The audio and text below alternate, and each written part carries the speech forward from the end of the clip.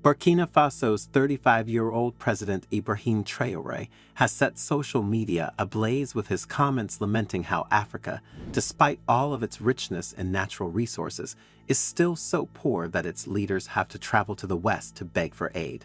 He made these comments while attending the second edition of the just-ended Russia-Africa Summit in St. Petersburg, Russia, that took place from July 27 to July 28, 2023. President Ibrahim Traore, who is Africa's youngest president, also stressed the need for African countries to forge new alliances moving forward to guarantee a brighter future for their people. Hello and welcome. This is Rain Smith, and you are watching the New Africa channel. Les questions que mes générations se posent sont les suivantes, si je peux me résumer. C'est de ne pas comprendre comment l'Afrique, avec tant de richesses sur notre sol, avec une nature généreuse, de l'eau, du soleil en abondance, l'Afrique est aujourd'hui le continent le plus pauvre. L'Afrique est un continent affamé. Et comment se fait-il que les chefs d'État traversent donc le monde à mendier? Voici des questions que nous nous posons et que nous n'avons pas de réponse jusque-là. Nous avons l'occasion de tisser de nouvelles relations.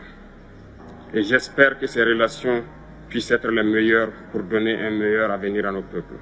Said to have been a shy but intelligent boy in school, Burkina Faso's Captain Ibrahim Traore is one of the most recent military commanders to capture power in a coup in one of France's former colonies in West Africa. Traore was part of the group of army officers that supported the January 2022 Burkina Faso coup d'état and brought the patriotic movement for safeguard and restoration military junta to power. From March 2022, he served as the head of an artillery regiment in Kaya, the fifth largest city in Burkina Faso, lying northeast of Ouagadougou.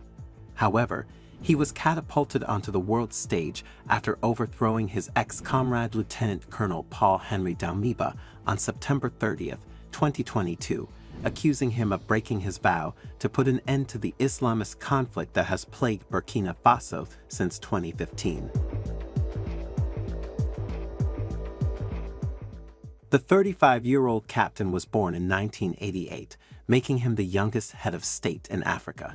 He joins the ranks of three other coup leaders, the charismatic Colonel Mamadi Doumbouya of Guinea, born in 1981, the bearded Colonel Assimi Goïta of Mali, born in 1983, and General Abdourahmane Tiani, born in 1961, the head of Niger's powerful presidential guard since 2015, who just declared himself leader on July 29, 2023, after barricading President Mohamed Bazoum inside his residence and demanding his resignation.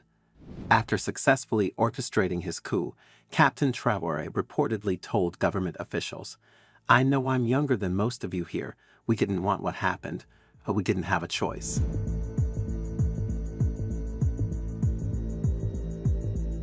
President Ibrahim Traore's bold comments at the Russia-Africa Summit have resonated deeply with Africans and earned him an influx of admirers overnight. It is indeed perplexing that Africa, blessed with an abundance of natural resources, continues to grapple with poverty to the extent that it relies on foreign aid. This paradox can be attributed to a combination of historical factors, including colonial exploitation, unequal trade relationships, political instability, corruption, and mismanagement of resources.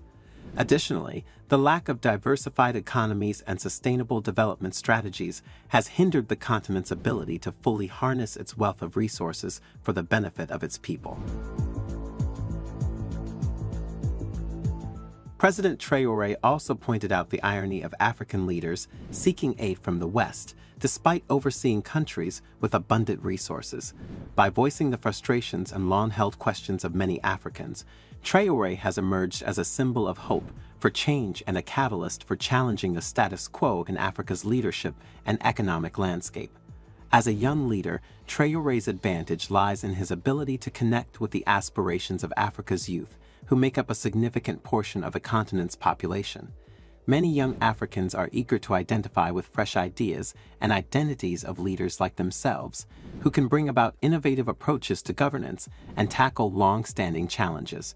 Traore's youthfulness, thus brings a sense of relatability and represents a beacon of progress for a generation seeking to reshape Africa's narrative and usher in a new era of prosperity and self-reliance. Do you agree with Captain Ibrahim Traore's comments about the need for Africa's story to change through strategic alliances and good leadership? Let us know what you think in the comments section below, and as always, do subscribe to the New Africa channel for more interesting future videos.